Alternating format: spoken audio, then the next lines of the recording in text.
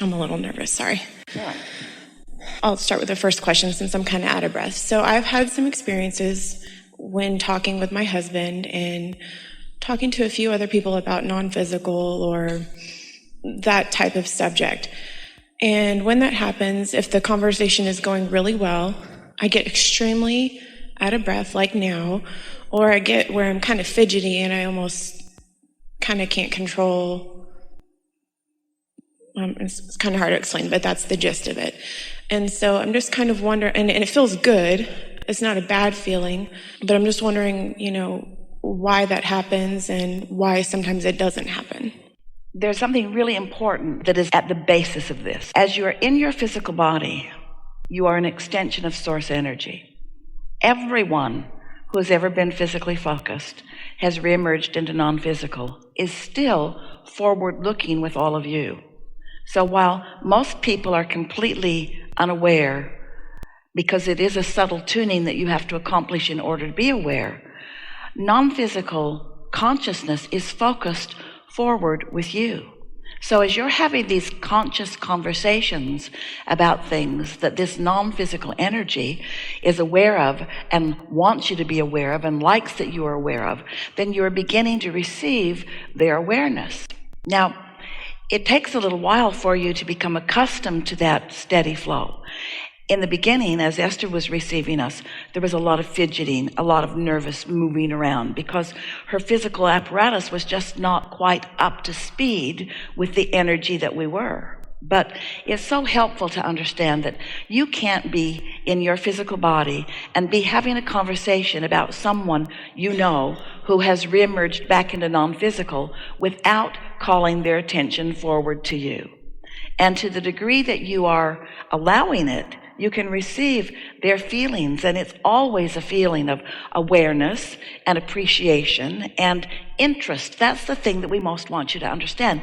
Keen interest in what you're about. And the reason that we want to emphasize that, because most of our physical friends don't really get that. You don't realize how this is where it's all happening. This leading edge is the furthest culmination of source energy manifestation.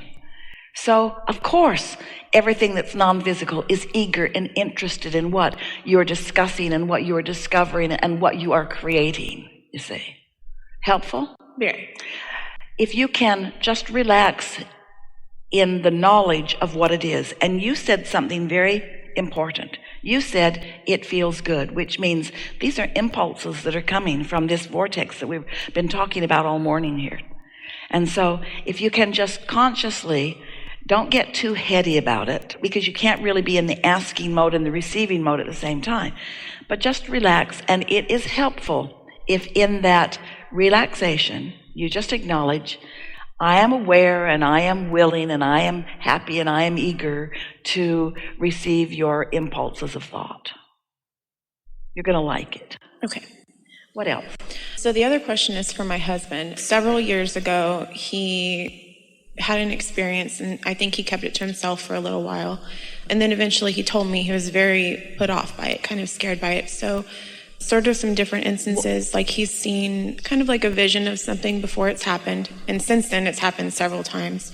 But the main thing for him was that he was hearing like a voice. I imagine the way Esther kind of translates you, or somewhere along that lines. But he can't do it all the time. He can sometimes call on it and it's there, and other times he's like, well, I just don't get anything. As he understands, or as any of you do, that receptive mode is what you are about. Source energy is broadcasting to you all the time, all of the time.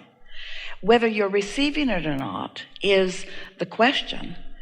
And whether you're in the receptive mode is the answer about whether you're receiving or not. And so, you see what we're getting at? Esther said to someone the other day, this non-physical translation is subtle because it's a very high, pure frequency. So you got to be tuned to it. And the more you are tuned to it, and the more you receive it and are consciously aware that you are receiving it, then the more trusting you become, and then the easier that it is. The thing that you want to convey is, again, something that we've been talking about quite a bit already here this morning. And that is, you can be in the receiving mode of a lot of different things, just like your radio receiver in your vehicle. There are stations broadcasting on a lot of different frequencies, but you adjust your tuner in order to match up to those frequencies. And so you can be in the receiving mode of things that are of a physical nature, of thoughts even that people around you are having. Have you ever walked into a room and sort of felt what they were discussing, or had a sort of sense that maybe you didn't belong there, and so you just turned right around and walked right out? You can be in the receiving mode because there are a lot of things that are being broadcast to receive. But the more you tune yourself to the higher frequencies, and again, the only way that you can tune yourself to higher frequencies is to stop tuning yourself to lower frequencies. When you stop doing that thing you're doing that is tuning you and training you to the lower frequencies, then your vibration rises. It's like your cork is bobbing on the surface of the water. That's tuned in, tapped in, turned on. Hold it under the water. That's what negative emotion is. When you hold your cork under the water, that's what negative emotion is, and that's what receiving from less than non-physical energy is. But when you let go of it, it will bob right back up there to the surface. And the thing that is most important for those like you and your husband who know that you are receiving, the most important thing for you to understand is, where's my frequency? Because that helps me know from where whatever I'm receiving is coming from. Haven't you noticed in yourself, haven't you ever gotten off on an uncomfortable conversation about something and you stayed there? Maybe you were bored and you stayed there, and then it got more, and then it got more, and then you begin remembering things like it that aren't even happening now. And then you get an impulse to call someone and they're talking about it too. Momentum is momentum, and whatever it is that you're talking about is what you're coming to. So whatever is active in your vibration is what you're likely to receive. It's like you learn how to read, and then you can go to a bookstore or a library, and there are a lot of things that you could take off the shelf and you could read. But just because you can read it doesn't mean you want to. And this vibrational receiving and interpreting is the same thing. That's why meditating prepares you for that higher frequency, which is what you want to receive. Sometimes when energies are moving in a very powerful way, you can pick up on them. That's what empathetic is. And we were talking a little bit earlier about empathy to what others want from you or need from you. And this really ties in so importantly with that conversation too. If you have trained yourself to be empathetic and responsive to what others need, then you're less likely to be hearing the tuning from your source broadcasting. You see what we're getting at? And there are rivers and streams of things that are being broadcast. We'll give you an example. Some years ago, we were visiting with a woman. She sat in the hot seat and she said, I've been driving across the Bay Bridges in California for years. I've lived here a long time and never had a problem with it. And lately I'm having panic attacks when I'm on the bridge. I want to lay on the floor of my car. What's happened to me? And we said, well, there had been an earthquake or two, and some of the bridges in the area had recently fallen. And so there's some logic to that. But we said, we think you're picking up thought forms. Well, she didn't like the sound of that. Thought forms, that sounds like assertion, which it isn't. We said, you're picking up thought forms. The question is why? What's going on with you that has got something active in you that's making you now the receiver of those kinds of thoughts? She knew right away. She said, my neighbor was burglarized. And so we've been getting together, the neighborhood, trying to decide if we're going to put bars up on our windows, or if we're going to put a gate around our community, or if we're going to get a night watchman to watch out for us. And so something not related to the bridge, but something very personal to her, had caused her to feel vulnerable. And now she's got a new activation of vulnerability. And now she's going across a bridge where others in the area are feeling uncomfortable about going across the bridge because of the recent falling of the bridge. And so it made perfect sense to her. Is this making sense to you? The question that you want to ask when you feel any emotion, especially a strong one, is, where's this coming from? In other words, first of all, does it feel good or bad? If it feels good, then it's a vibration that's likely coming from non-physical, from this pure positive energy from your vortex. But if it doesn't feel good, then you've got something activated and it's causing you to pick up vibrations from around you. And this is why so many people In fact, most people think it's necessary to try to control circumstances around you because they don't know that they could control the way they receive. They don't realize that they could use a little discipline or a little deliberate focus, and that they could tune themselves to vibrations that only give them access to things that feel good, not just thoughts, not just vibrations turning to thoughts, but thoughts turning to things. You can clarify your own personal vibration to the point that you just zig and zag through things that maybe others are living that are unpleasant. You don't need to.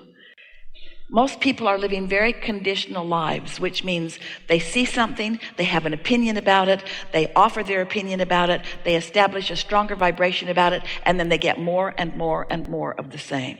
And they just accept that some things feel good and some things feel bad, and I just can't do anything about it. And we say, yes, you can. It's true. Life is going to come at you based upon what your current point of attraction is. But you can clarify that by meditating every day until you've diluted it, until you've watered down the negative with more and more that feels good. And then off you go. Helpful? Very. Anything more? Just one more quick one. So both my husband and I meditate often. He does more than I do because we have a son, and I'm primarily with my son. Blah, blah, blah, blah. Anyways, blah. But so 15 minutes. 15 minutes. Yeah. 15 minutes. 15 minutes. Don't make excuse. Okay. 15 minutes. Every day. So with that being said, does it matter if we do a guided meditation or if we just sit quietly without anything? Is one better than the other? Really, really good question. So here we go. Let's say you're feeling wonderful and you sit to meditate. Then it's very likely that almost as soon as you sit to meditate, you're going to start to receive impulses of things that feel really good to you. And a guided meditation under those conditions is very helpful because it will just activate and reinforce more momentum in the vibration. Let us start in another place. This will answer your question even more fully.